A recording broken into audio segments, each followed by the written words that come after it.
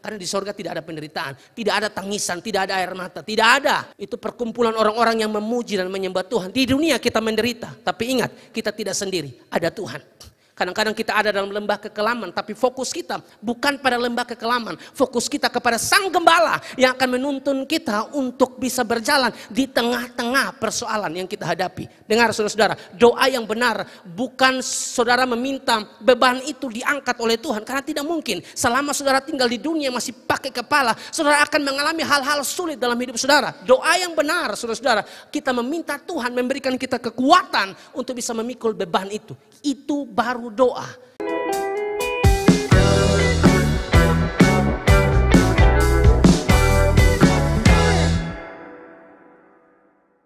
Korintus 4 ayat 17, sebab penderitaan ringan yang sekarang ini mengerjakan bagi kami kemuliaan kekal yang melebihi segala-galanya, jauh lebih besar daripada penderitaan kami. Ya, dari bagian ini kita belajar bahwa Rasul Paulus melihat bahwa penderitaan mereka sedang membawa mereka menuju sorga, dan bahwa pada akhirnya segala penderitaan itu berhenti juga. Karena di sorga tidak ada penderitaan, tidak ada tangisan, tidak ada air mata, tidak ada. Itu perkumpulan orang-orang yang memuji dan menyembah Tuhan. Di dunia kita menderita, tapi ingat kita tidak sendiri, ada Tuhan.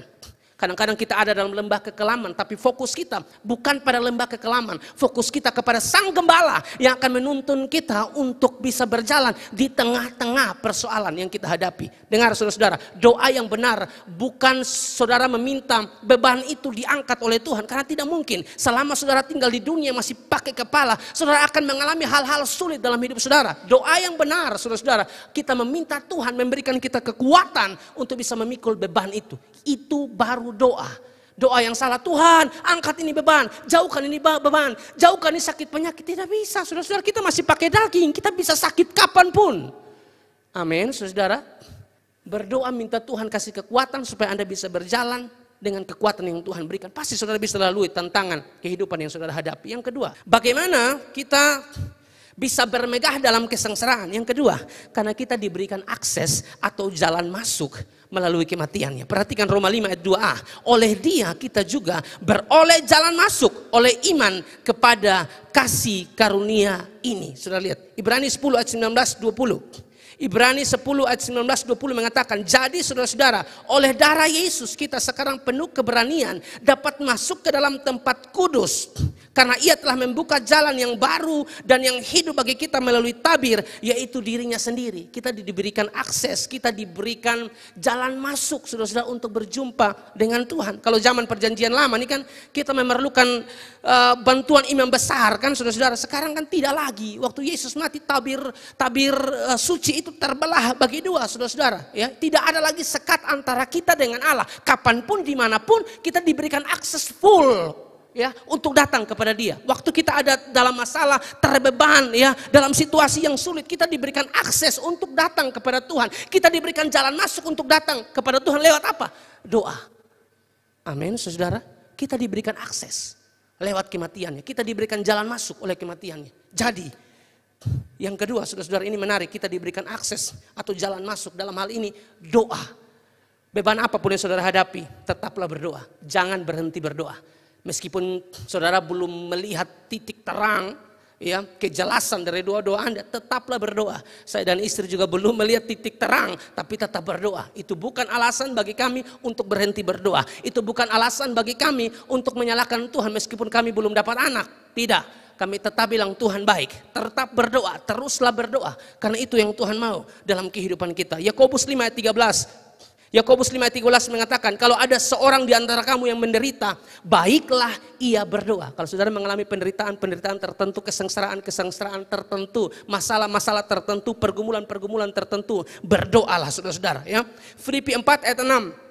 Janganlah hendaknya kamu khawatir tentang apapun juga, tetapi nyatakanlah dalam segala hal keinginanmu kepada Allah dalam doa dan permohonan dengan ucapan syukur. Nyatakanlah dalam segala hal keinginanmu kepada Allah dalam doa. Saudara bisa bebas datang kepada Tuhan kapan saja karena kita diberikan akses oleh Tuhan, jalan masuk oleh Tuhan waktu dia mati di atas kayu salib, dan kita diminta untuk beriman kepada dia. Kapanpun, dimanapun saudara-saudara, ya, kita bisa datang kepada Tuhan untuk berbicara dengan dia, ya, meminta dia menolong kita, apapun saudara-saudara, ya, Tuhan pasti ada bersama-sama dengan saya dan saudara. 1 Petrus 5 ayat 7 mengatakan, serahkanlah segala kekhawatiranmu kepadanya, sebab ia yang memelihara kamu.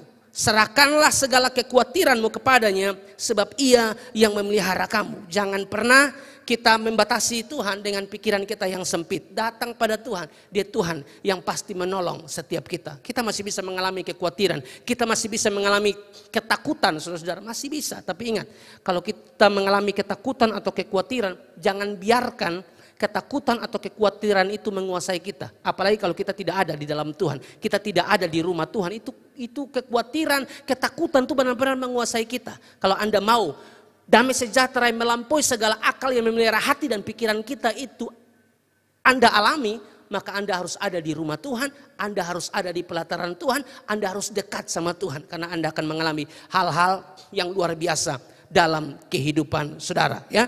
Jangan pernah membatasi Tuhan dengan pikiran kita yang sempit atau terbatas, karena dia selalu bekerja melebihi apa yang engkau doakan dan pikirkan. Kadang-kadang kita doa ini, kita bilang, jangan sampai Sony bisa, jangan sampai ini, jangan sampai ini. Jangan batasi Tuhan dengan pikiranmu yang sempit. Tetap beriman kepada dia, karena tugas kita ini berdoa.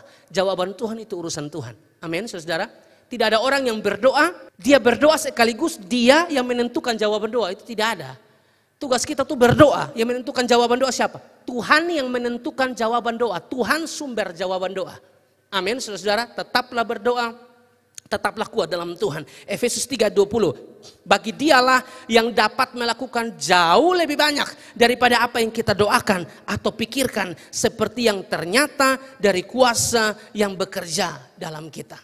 Jadi mari, kalau ada dalam persoalan-persoalan tertentu, ada dalam situasi sulit yang kita alami, ya, pergumulan-pergumulan tentu, sakit, penyakit, keuangan dan lain sebagainya, datang pada Tuhan, dia sumber kekuatan kita. Amsal 18 ayat 10 mengatakan, nama Tuhan adalah menara yang kuat, kesanalah orang benar berlari dan ia menjadi selamat. Nama Tuhan menara yang kuat. Dan orang benar tahu kemana dia harus berlari. Orang fasik tidak tahu kemana dia harus pergi, kemana dia harus meminta bantuan. Orang fasik tidak tahu, saudara-saudara, ya. Kalaupun dia tahu, ya, pertolongan itu sudah pasti pertolongan yang tidak berasal daripada Tuhan, saudara-saudara.